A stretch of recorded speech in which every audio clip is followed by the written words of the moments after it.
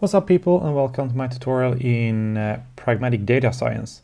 So in the previous videos we went through all the steps to generate, eventually ending up with this edges.csv file here. And in this file we have three columns here: it's source, target, and weight. So what this shows is the similarity between these two documents here. For in this case, Low Mass Lyrics by Metallica and Boats Boats to Build by Gephi. I have no idea what this song is. And it apparently has a similarity of 13% approximately with the G-card similarity. So that's how that is put together, and it's going to be called source, target, and weight. And if you scroll down here, you can see that the object I here, the document I by Metallica, it's because it's going through all that, but there is a lot of similarities here, and the reason for that is probably because I had too low of a threshold.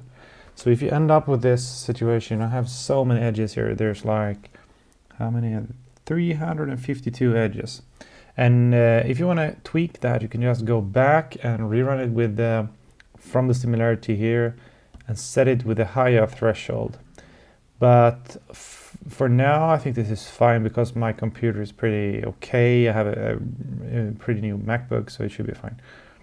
So I'm using a program called Gephi or Gephi, or however that is pronounced. It's a free you can download it from their website. Just Google it and download that. And they're available for Windows, Mac, and Linux, so it should be fine. Then after that, you open it up and you go to Data Laboratory, and then you create a new workspace if there is none. I mean, this program is a bit strange because like it's misbehaving a lot. So you can see now I created a new workspace. Basically, nothing happens.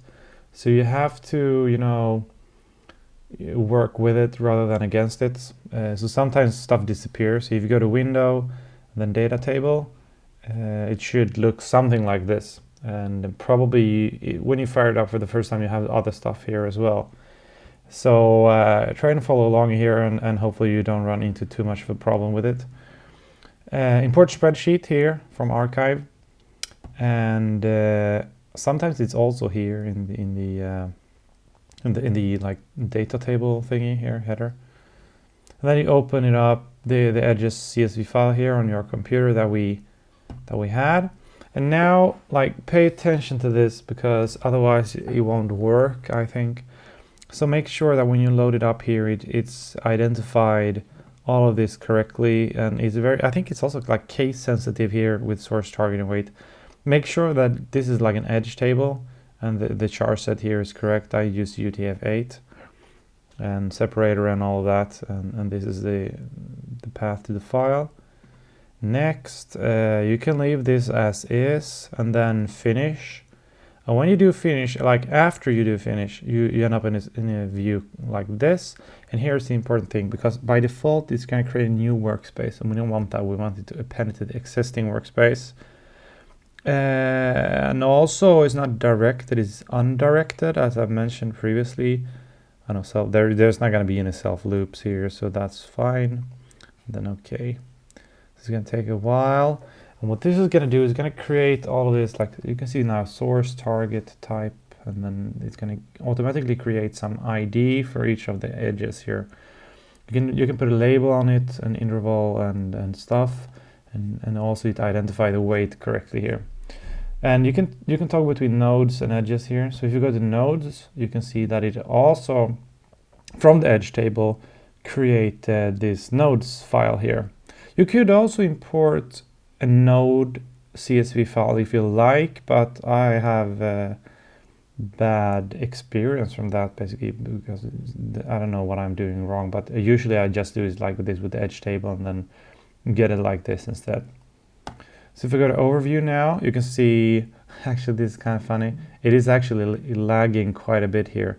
It just looks like a block, but there is actually some stuff in here going on, and if I hover my mouse over here, you can see it's trying to highlight some stuff here. You can almost see here at the top, you can see the edges here, but I mean, obviously this is way too densely connected graph, right?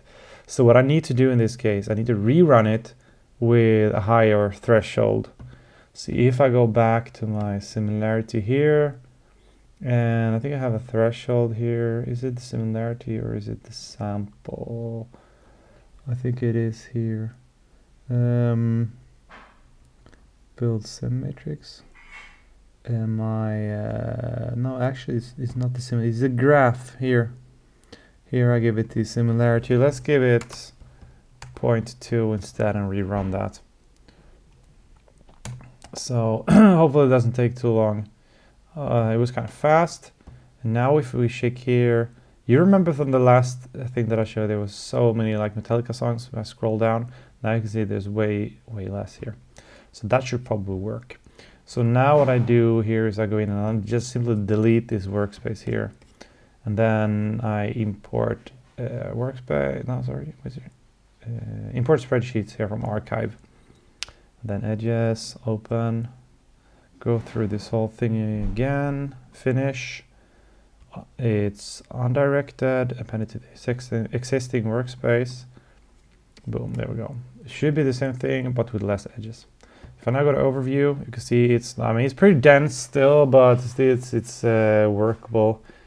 So this is kind of cool. If you just hover your mouse over like this, I really love this software. It's great. So what we need to do first is just try and do some kind of layout here. You can test these out. I usually use these two. I'm gonna try this one for now. Press run. So now it's doing a crazy thing here. It's done. It's pushed out all the nodes with low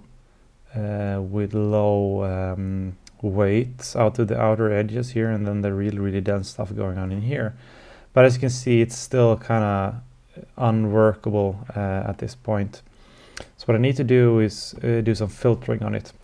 So let me put some edges here and then edge weight. I just simply drag and drop that over here. And if I press filter here, nothing's gonna happen, I think. If I pull it up a bit. Yeah, so now I can see it's filtering out stuff. But then I need to rerun this stuff right here. And now we're getting somewhere. So it pushed out all the other stuff out here. And now there seems to be something going on here in the middle. But still I have like no idea what does this mean? Like if we check this out, obviously there is something going on with this node, for example. It seems popular like a hub. And these here seems to be connected to that. So there's like something going on here. So in order to make a little bit more sense of this, let's try and add labels to it. So when you first start it up, it's going to look like this, I think. And here you need to open it up here in the bottom. If you don't find it, and then I think you need to select text here. Yeah, text also. And then what we're going to do is we're going to have node labels. You can see it's node labels here, and also edge labels. And by default, it's only going to use the label column for the CS2 file, which we don't have. So we're going to select the attributes to display as labels from the ID. You can unselect this, it doesn't matter, it doesn't even exist. And the same thing here, but we're going to use the weight here instead. So well, I wouldn't say that it was, more constructive, but the reason for this is because the labels are too big. So we need to pull this down like this, and the same thing for these. Let's make them smaller, and then maybe now we can work with it a little bit more constructively. All right, so maybe these are good. Maybe these can be a little bit smaller like this. And all right. So apparently it seems like these documents have something in common to Oh Daddy by Natalie Cole with Janis Joplin, and I don't know what's going on here, some funky music. Maybe you can see some patterns in this. But when I did this first, it was, not entirely clear to me what was going on here. But there seems to be some clustering here going on. And you can work with this, like pull the filtering up even more. And then stuff is going to start to disappear. So now we have actually achieved something really interesting here. If you do like this, let's zoom out maybe. You can see that there is something going on here with the up here. So what have happened here is you can see that for some reason there was a duplicate in the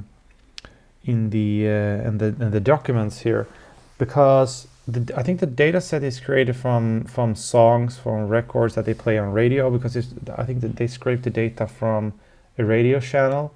So here we have Stonefire by Jimi Hendrix and something called Stone Free, which is like an alternative take on the same song. So it's like two different songs, but the lyrics are actually identical. So what's going to happen here is that they're going to have a really high similarity between them. So that is how one way you can find duplicates, and I think the same thing is going on here. No? Okay, maybe not. But I found this, like it does random sampling also, so maybe it doesn't happen all the time, but I've seen examples of this also previously where you can also get like for example these alternative takes going on, and also maybe that's what happened here. Maybe what was this?